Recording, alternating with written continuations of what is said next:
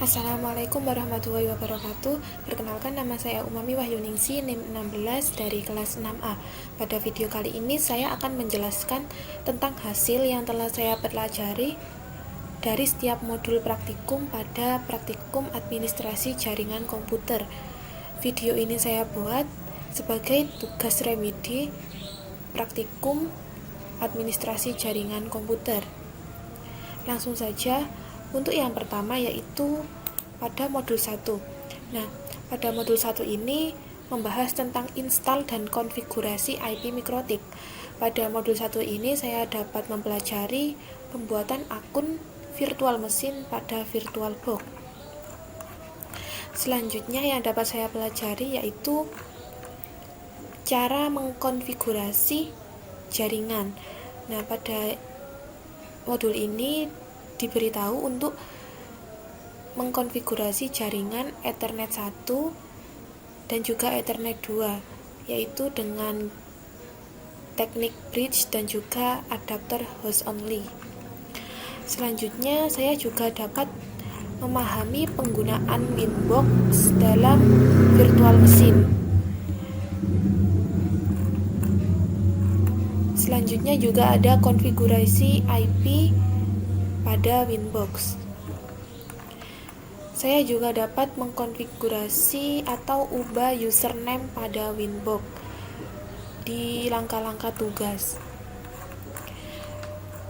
Pada tugas saya berhasil mengubah username dan password sesuai dengan apa yang sudah diperintahkan pada tugas.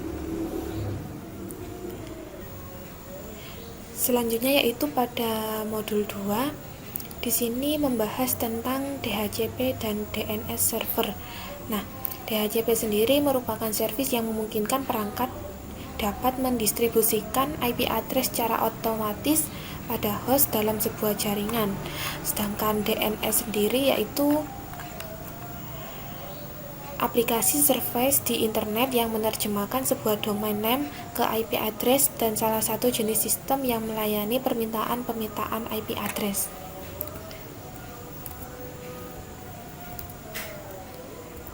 Langsung saja kita ke hasil dan analisa.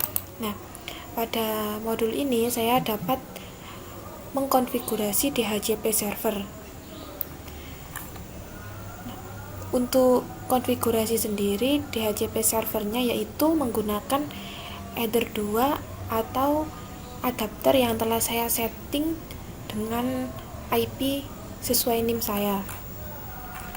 Selanjutnya untuk DHCP kliennya yaitu laptop saya pribadi yang akan menerima IP dari DHCP server di mikrotik.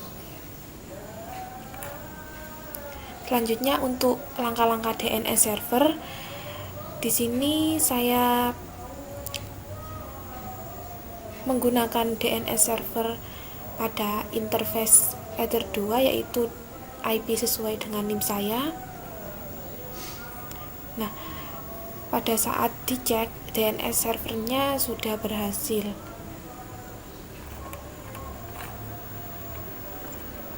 Di sini saya juga IP klien DHCP kliennya menggunakan laptop saya.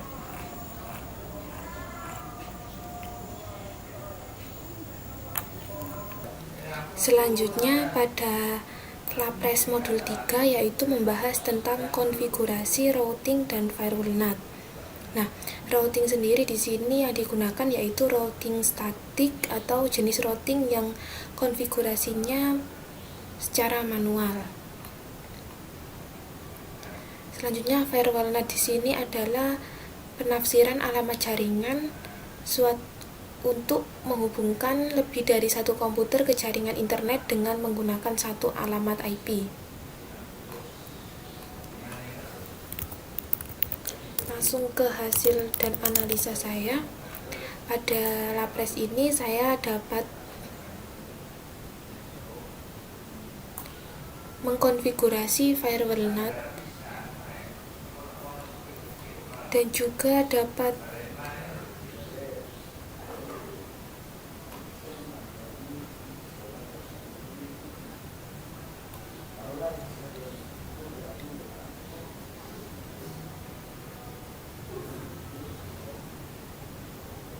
dan juga dapat menghubungkan IP klien saya ke internet. Selanjutnya yaitu pada modul ini juga dipelajari mengkonfigurasi memblokir situs tertentu. Nah, di sini saya juga dapat mengkonfigurasi memblokir situs. Yang pertama di sini saya dapat memblokir situs YouTube.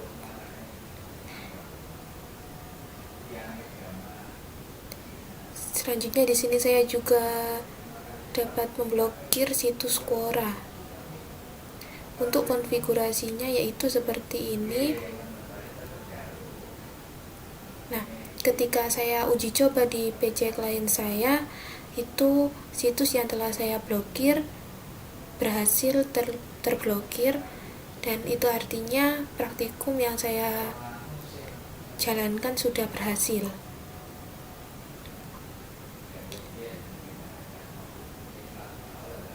Selanjutnya yaitu pada Lapres modul 4 membahas tentang konfigurasi hotspot mikrotik via Winbox. Nah, hotspot sendiri adalah lokasi fisik tempat orang dapat mengakses internet. Biasanya itu menggunakan WiFi melalui WLAN atau dengan router yang terhubung ke penyedia layanan internet atau ISP. Fungsi hotspot sendiri itu ada beberapa kelebihannya, yaitu sangat simpel, bisa dipakai dimanapun kita berada, kapanpun dan sama siapapun, tidak memiliki nirkabel atau hotspot itu berbentuk wireless. Selanjutnya pada hasil dan analisa saya, di sini saya dapat mengkonfigurasi hotspot melalui Ether 2 atau IP yang telah saya konfigurasi menggunakan NIM saya. Nah, untuk konfigurasinya sendiri untuk hotspotnya yaitu dari Ether 2, dan untuk kliennya itu adalah laptop saya. Di sini sudah berhasil hotspotnya terkonfigurasi, dan ketika saya cek di klien itu sudah berhasil.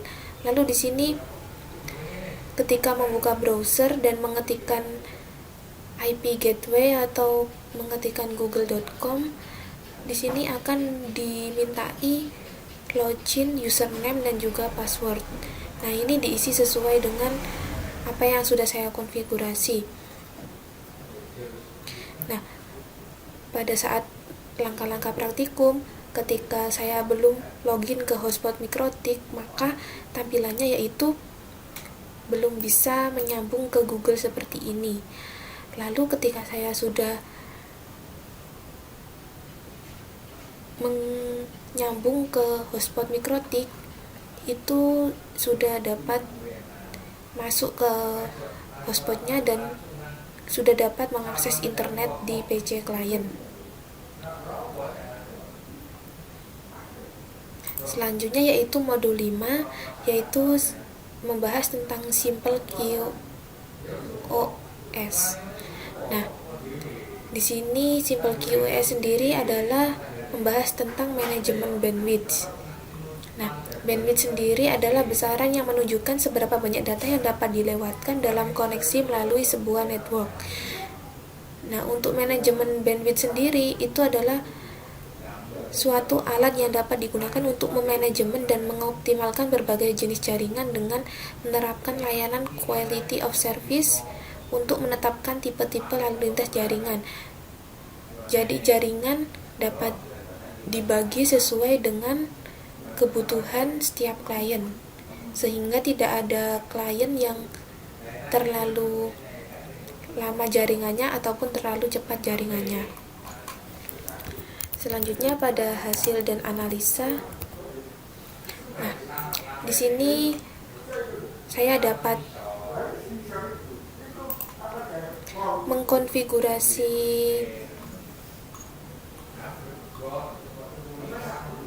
Simple QoS dengan menu QoS.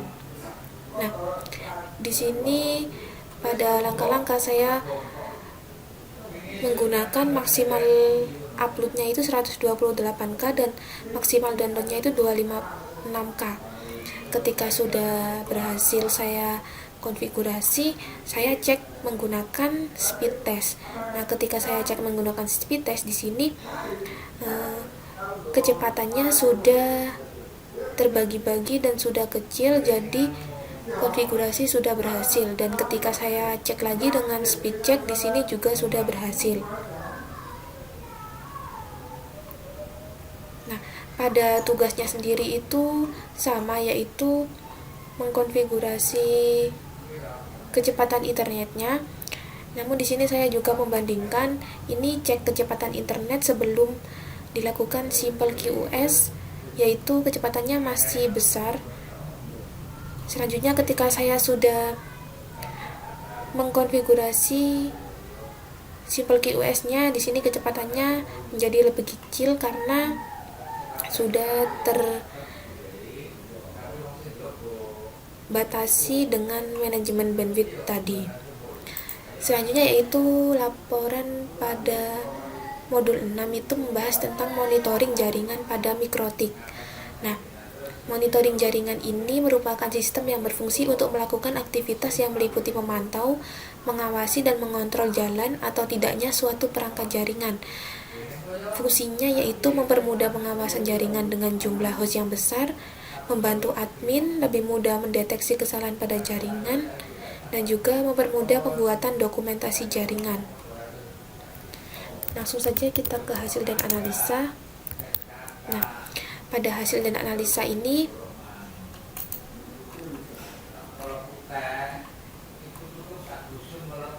saya dapat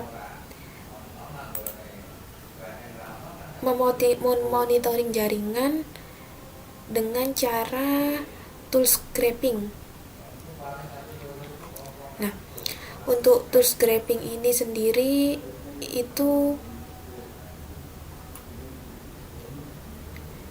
dicek dengan menggunakan web browser, yaitu melalui IP DNS atau IP server. Nah, ketika saya cek di sini sebelum ada pergerakan atau aktivitas dari jaringan, maka di sini biru dan hijaunya in atau out average ini masih belum terlihat.